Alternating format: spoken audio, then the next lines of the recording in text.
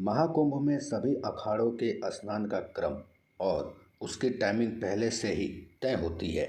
इसलिए उसी के मुताबिक साधु संत आगे बढ़े और अमृत स्नान किया।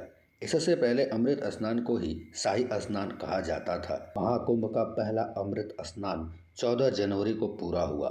जैसे ही सूर्यदेव का धनु राशि से मकर राशि में प्रवेश हुआ और सूर्य भगवान उत्तरायण हुए, मकर संक्रांति की बेला में ब्रह्म मुहूर्त में प्रयागराज के संगम तट पर श्रद्धालुओं का सैलाब उमड़ पड़ा।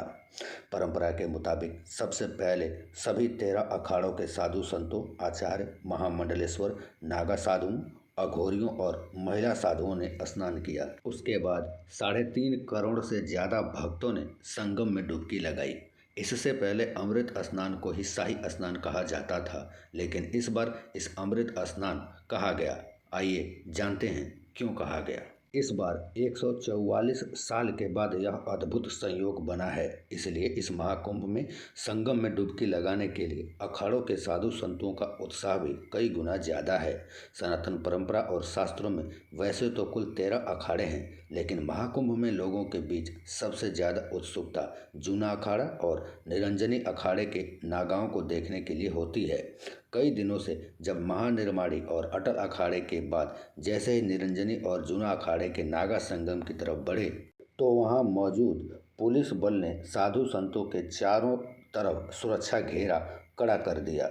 जूना अखाड़े के हजारों नागा साधु हर हर महादेव का उद्घोष करते हुए संगम की तरफ बढ़े और अखाड़े के आचार्य पीठाधीश्वर, महामंडलेश्वर और दूसरे बड़े संतों के साथ स्नान किया। संगम की तरफ बढ़ रहे साधु संतों और उनके शिष्यों के ऊपर हेलीकॉप्टर से पुष्प वर्षा हुई।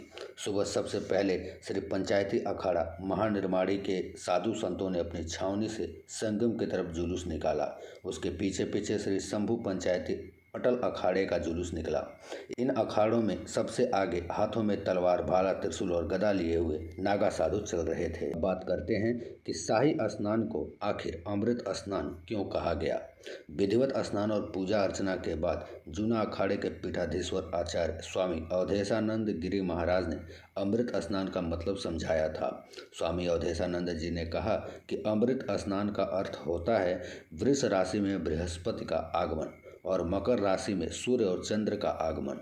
जब यह संयोग 12 वर्षों के बाद बनता है तो अमृत योग होता है।